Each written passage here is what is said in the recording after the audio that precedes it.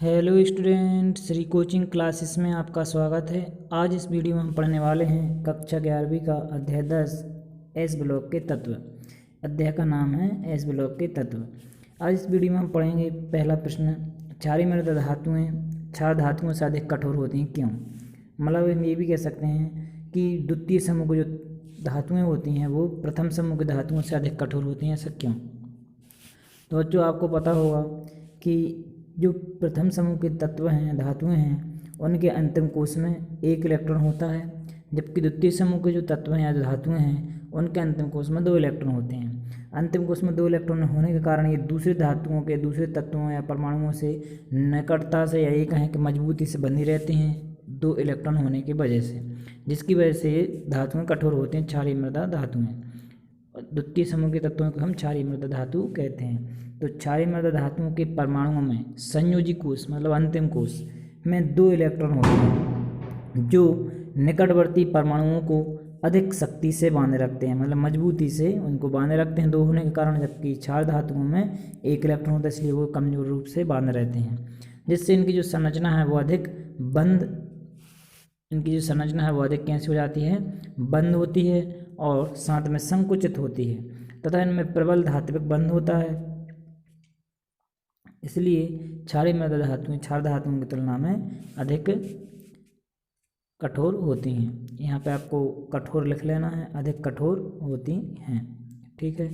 इस प्रकार से बच्चे ये आपका पूरा हो जाता है। और इसके बाद हमारा नेक्स्ट प्रश्न आता है कि क्षार धातुओं के प्रमुख भौतिक गुणों में आवर्तता को समझाइए। आवर्तता मतलब एक क्रम से हम जाने पर, ऊपर से नीचे जाने पर या 5 से 10 जाने पर क्या परिवर्तन होता है क्रम से, उसे हम कहते हैं आवर्तता।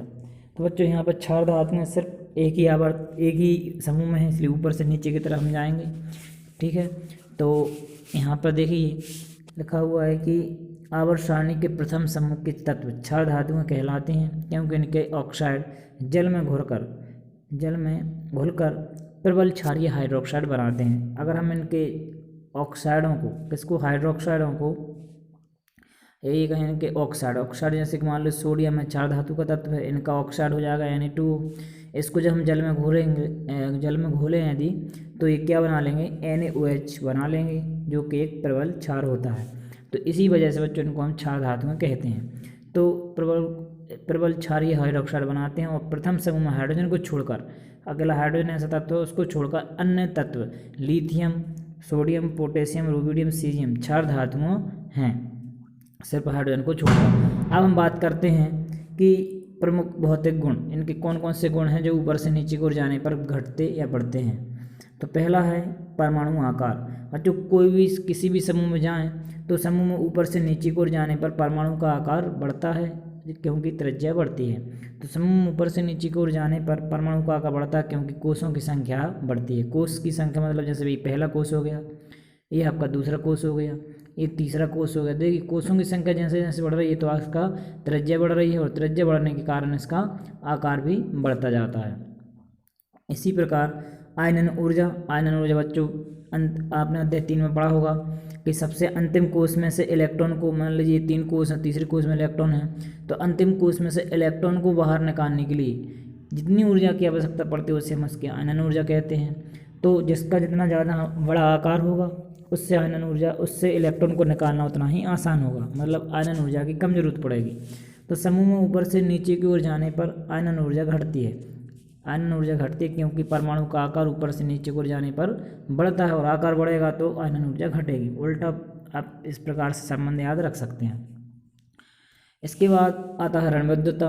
अगला पॉइंट हमारा ऋणविद्युतता को क्या प्रभाव पड़ता है। तो ऋणविद्युतता बच्चों होती है किसी इलेक्ट्रॉन को आकर्षित करने की शक्ति। तो जितना छोटा आकार होगा परमाणु का उतना ही वो इलेक्ट्रॉनों को आकर्षित करता है। तो यहाँ पर ऊपर से नीचे की ओर जाने पर परमाणु आकार बढ़ता है, इससे इलेक्ट्रॉन को आकर्षित करने की क्षमता भी घटती है और इसी वजह से क्या हो जाएगा, ऋणविद्युतता भी घटती है। तो हम इसमें लिख देंगे कि समूह में ऊपर से नीचे की ओर जाने पर ऋणविद्युतता घटती है क्योंकि परमाणु का आकार बढ़ता है। और इसके बाद आता है धात्विक गुण। धात्विक गुण बच्चों ने डिपेंड करता है आकार और उसमें से अंतिम इलेक्ट्रॉन को त्यागने के आधार पर। तो जितना बड़ा आकार होगा उसमें से उतने ही आसानी से वो इलेक्ट्रॉन को त्यागेगा और धनायन में बदल जाएगा। तो धनायन बनाने की प्रवृत्ति क्या कहलाती है? धात्विक गुण। तो यहाँ पर धात्विक गुण बढ़ता है क्योंकि समूह ऊपर से नीचे की ओर जाने पर धात्विक गुण बढ़ता है, क्योंकि परमाणु का आकार बढ़ता है जिससे धनायन बनाने की प्रवृत्ति बढ़ती है। ठीक है। इसके अलावा धन विद्युती गुण। तो धन विद्युती गुण में बच्चों ये धात्विक अभी आपने बताया कि जैसे जैसे ऊपर से नीचे की ओर जाते हैं तो आकार बढ़ने के कारण उसमें इलेक्ट्रॉन देने की प्रवृत्ति बढ़ जाती है और इलेक्ट्रॉन जितने ज़्यादा देगा उसके ऊपर उतना ही धनावेश आएगा। तो धन विद्युती गुण भी बढ़ता है या धन विद्युती लक्षण बढ़ता है। इसके बाद आता है ऑक्सीकरण अवस्था। तो आपको पता है कि बच्चों इनके अंतिम कोश में क्षार धातुओं के अंतिम कोश में एक इलेक्ट्रॉन होता है और क्षारीय मृद धातुओं के +2 होते हैं, मतलब 2 इलेक्ट्रॉन होते हैं। तो ये अगर इनको त्याग दें तो इतनी ऑक्सीकरण अवस्था दर्शा सकते हैं। तो सभी क्षार धातुएं +1 ऑक्सीकरण अवस्था प्रदर्शित करती हैं क्योंकि इनके अंतिम कोश में एक इलेक्ट्रॉन होता है। कितने इलेक्ट्रॉन होते हैं? एक इलेक्ट्रॉन होता है।